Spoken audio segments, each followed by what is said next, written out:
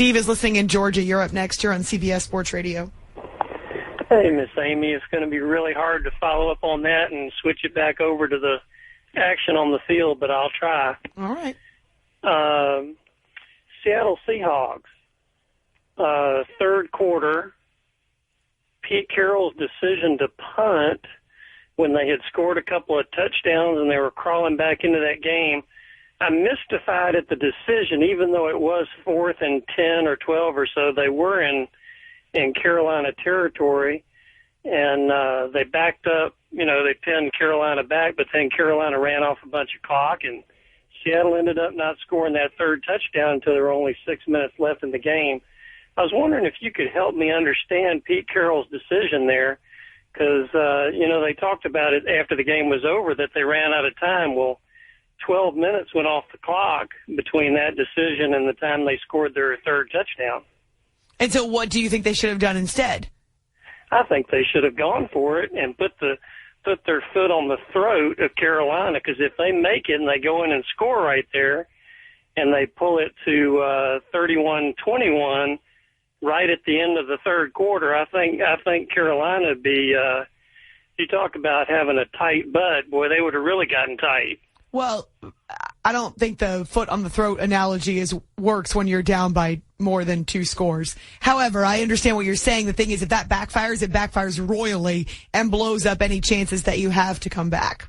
I mean, it's a gamble. It's always a gamble. Think about how Bruce Arians was at the end of the game between the Packers and Cardinals and the decisions that he made, the aggressive moves that he always makes. And it's that type of thing. I mean, if it works, it's amazing. But if it doesn't work, it blows up royally in your face and screws you even more. So those are the types of decisions that coaches have to make in the midst of the action.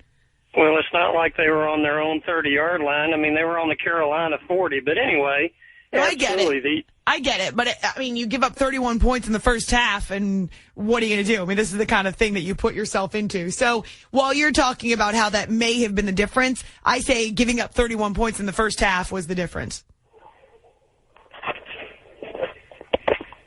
Okay. I'm going to assume that was his way of agreeing with me. Thank you for listening, Steve. 855-212-4227. Marcus wants to know if Pac-Man apologized to Antonio Brown. He did, in fact, apologize to Antonio Brown after Brown missed Sunday's game. Mike says on Twitter, hashtag Larry Legend, yes, and hashtag dab on him.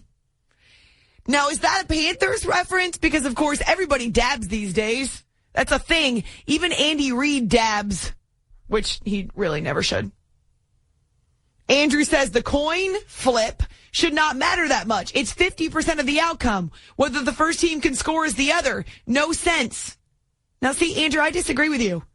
What? The Packers were just standing out there like decoys? They were crash test dummies? I mean, come on. It's still the same game. And I understand that people don't like the NFL overtime. But if the Packers play defense, then you don't have Larry Fitzgerald going 75 yards. First of all, it was broken coverage for him to even be wide open across the field on the other side when Carson Palmer was almost sacked. I mean, blame the coin flip all you want, but how about look at the Packers defense and how Larry Fitzgerald knifed him up in overtime. When it's time to replace your battery, trust the professional parts people at O'Reilly Auto Parts to help you choose the Superstar battery that's an exact fit for your vehicle. That's O'Reilly Auto Parts. 1 hour down, it's after hours.